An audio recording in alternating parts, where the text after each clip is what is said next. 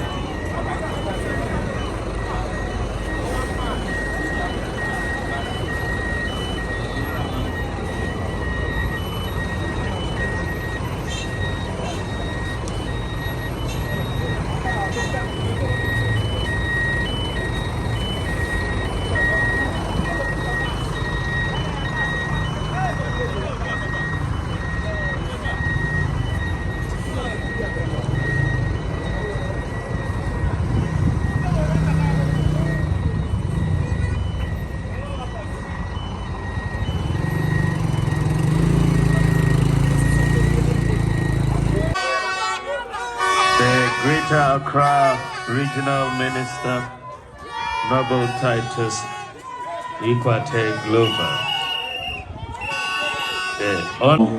Hassan Tampuli, our High Commissioner to Canada, His Excellency Sowa, who is here, Ray Sowa. Then we have our incoming MP for Adenta constituency, Akosia Navy, Cozy Hills. Then we have our incoming MP for Medina constituency, Robert Lamptey.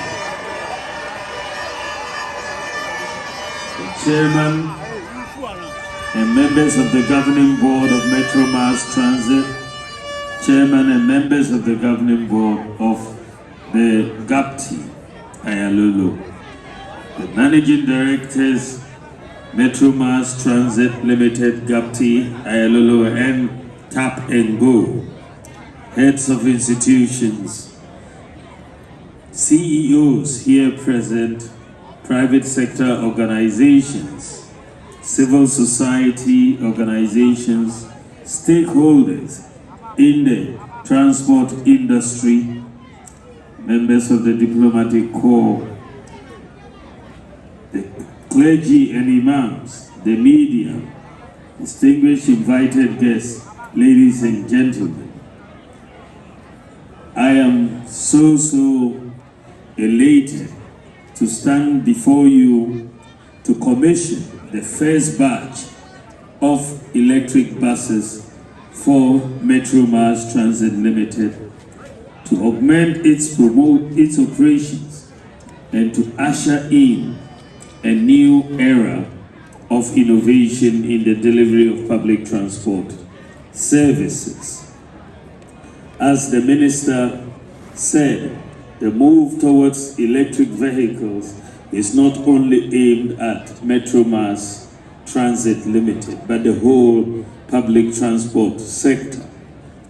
When I first suggested the idea of moving public transport in Ghana to electric vehicles, many thought that it was not possible.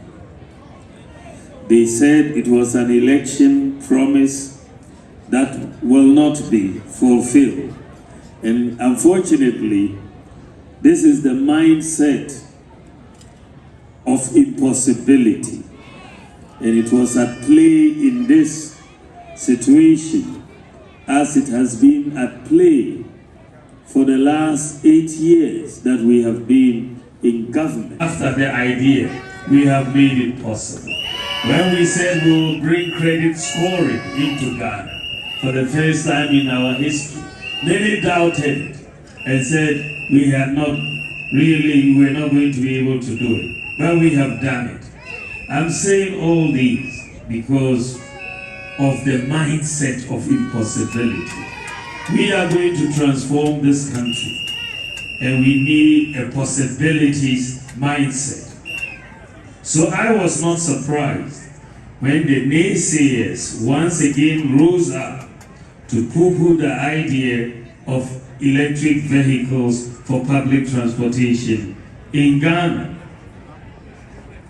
Rather than discouraging me because of all the previous naysaying they had done, I was rather encouraged and determined to follow through and see to the implementation of electric vehicles for public transport in Ghana. I had no doubt in my mind that this was possible. If other countries can deploy electric buses for public transportation, why not Ghana? The transport sector, as you all know, is a major contributory factor to the growth of our economy, and most importantly, a necessary precondition for the guaranteed success of education, jobs, markets, healthcare, among others.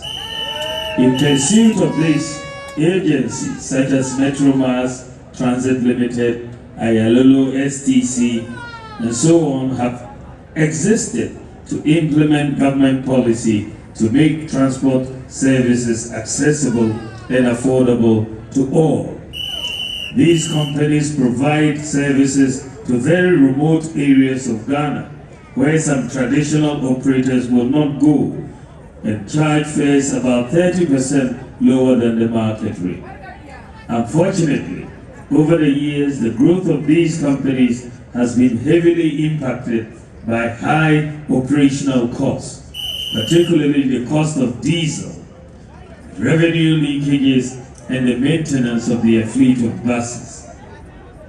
In addressing these operational challenges, government took steps to ensure that these companies evolve to meet new challenges.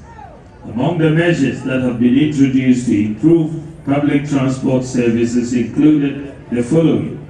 We supplied 200 intercity buses to augment and expand the existing operations. We supplied 100 buses for the Intercity STC Coaches Limited in deployment of an electronic ticketing system, the Tap and Go system, to address revenue leakage and modernize bus services.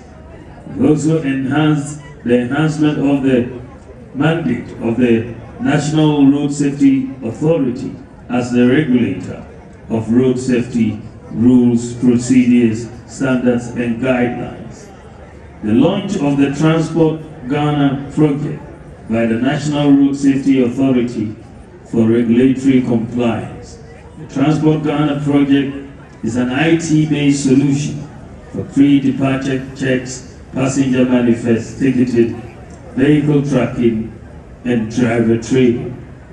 Distinguished ladies and gentlemen, the acquisition of these electric buses is not just about revamping the operations of Metromass Transit Limited and a signaling to other agencies to follow suit, but also to position them to play a leading role in the drive to net zero emission transport future, and a future with low cost of transportation. When you think about it, any time fuel prices internationally go up, then you see it translating immediately into domestic increase in fuel prices, then into increase in transportation fares according to the existing formula. I was thinking very deeply about this and how we could cushion the Ghanaian public from these external influences, that I came to the conclusion that going towards electric vehicles in public transport was the surest way to protect ourselves from the external influences of the rise in diesel and other petroleum prices that affect the cost of transportation in Ghana. The launch of the National Electric Vehicle Policy has ushered in a new era of innovation. And this policy was launched by His Excellency the President, Nana Addo Dankwa Akufo-Addo, on the sidelines of the COP28 in Dubai. We've ushered in a new era of innovation, driving gradual decarbonization of the transport sector. Distinguished ladies and gentlemen, today we are making history with the commissioning of these electric buses. It represents a visionary shift in how we approach public transport. Today we are making a definitive step towards revolutionizing the transport sector with sustainability and innovation at its core. Today we are setting the stage for a future and aligning our interventions with global best practices. The use of fossil fuel powered vehicles, its impact on climate change and air pollution are no longer distant threats, but urgent realities that demand immediate action. Distinguished ladies and gentlemen, the economic benefits of using electric buses cannot be overemphasized. Electric buses, as we know, offer lower operating and maintenance costs compared to conventional diesel buses. The use of the electric bus will therefore translate into more efficient use of resources and cut operational costs by about 50% to the benefit of passengers. Metromars will be better positioned to enhance services, lower transport fares, and invest in fleet renewal and expansion efforts. Ladies and gentlemen, while the benefits are promising, the success of this project relies heavily on commitment to robust and continuous maintenance. The neglect and mishandling of buses will derail the effort that has gone into the acquisition of these buses. As a people, we should know that reckless use of public assets represents an enormous drain on national resources. I therefore want to use this opportunity to urge the board and management to take steps to ensure that these buses stand the test of time. The cost of postponed maintenance due to neglect is usually high, and we must try to prevent such occurrences. Ladies and gentlemen, the need for specialized training in maintenance and operation of electric vehicles will increase as we progress. This presents opportunities for new skill acquisition. Government will therefore partner with educational institutions, in particular TVET, to train the needed workforce for this particular infrastructure. By investing in skill development, we are ensuring that this transition is smooth and beneficial to all parties involved. I have been informed that a new strategic business unit has been set up to ensure the efficient operation of the buses. The unit will work with partners to provide maintenance and tech support, EV battery charging infrastructure, EV bus revenue management, tracking, and most importantly, driver training. Ladies and gentlemen, every bold step forward comes with its own challenges.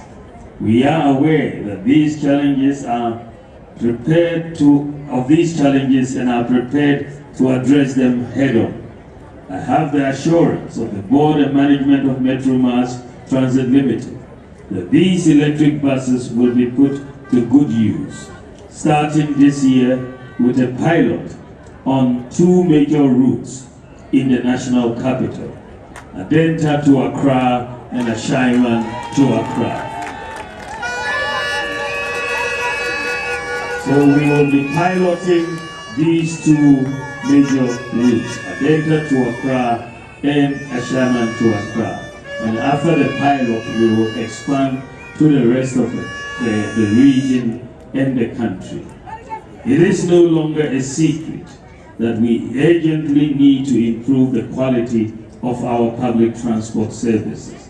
Starting with the public transport operators such as GPRTU and the Trotro subsector, I will work closely with GAPTI to embark on a fleet renewal program through the deployment of e-vehicles. We will help GPRTU and other transport operators to acquire and facilitate the acquisition of these electric vehicles, these buses that will encourage their business. This will be achieved through an improved public regulatory system, enabling the government to acquire the necessary regulatory data and support the fleet renewal credit scheme. Now, the Ministry of Transport is undertaking nationwide dissemination of the National Electronic Vehicle Policy to create the needed awareness and build support for its implementation. The primary reason our local taxi vehicles and trotros are often old vehicles is the difficulty in repaying loans for new expensive vehicles when used for operations. A good way to resolve this issue is to leverage the tap-and-go system. The tap-and-go system will help local drivers conduct their transactions digitally, building their credit to obtain new vehicles on favorable credit terms. This is why it is crucial for us to intensify our digitalization efforts, providing lending comfort to all potential investors through our digitalized operations. Distinguished ladies and gentlemen, while today's event is cause for celebration, it is also a reminder that our journey is far from over. The commissioning of these buses is the beginning of a broader strategy to modernize and decarbonize the transport sector. I envision a future where electric vehicles are the standard, with modern technology playing a key part in it.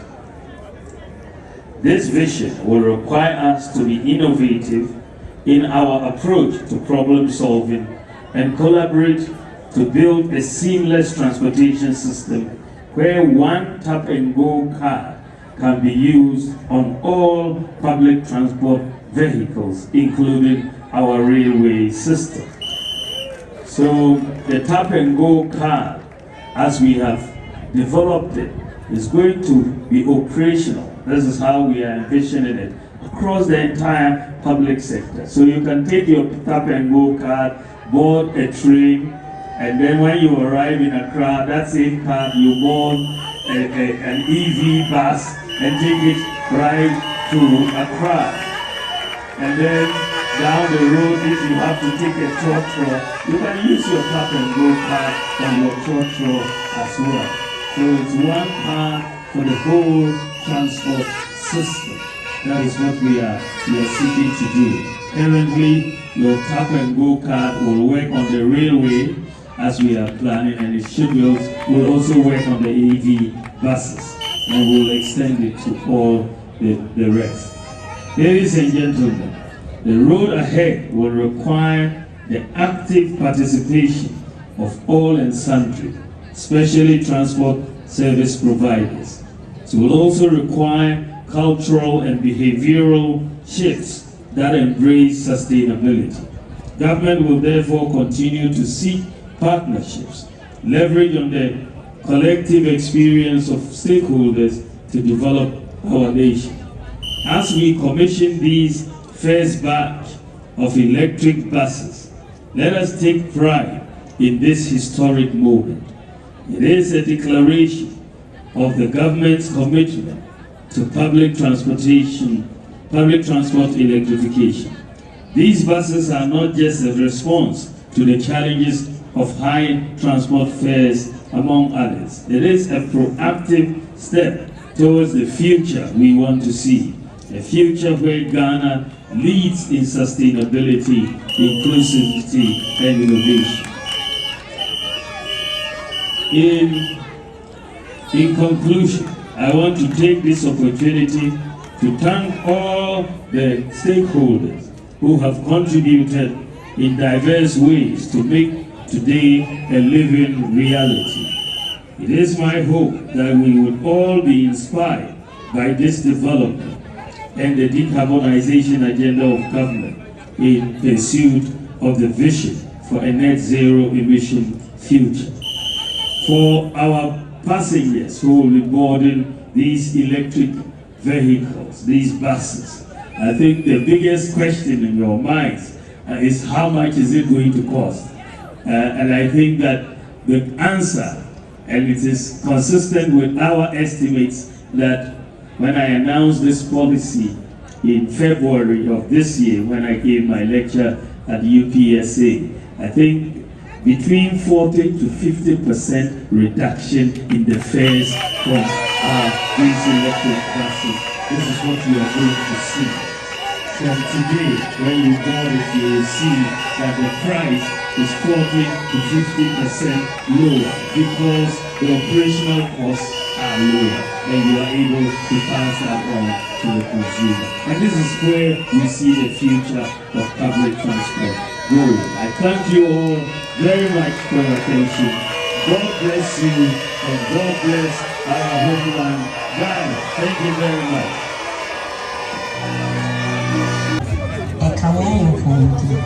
If you say, impulse, and same button,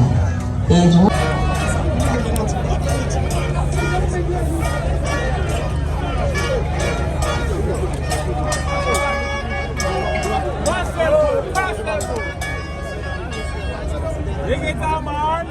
It's about to start. Ready, go.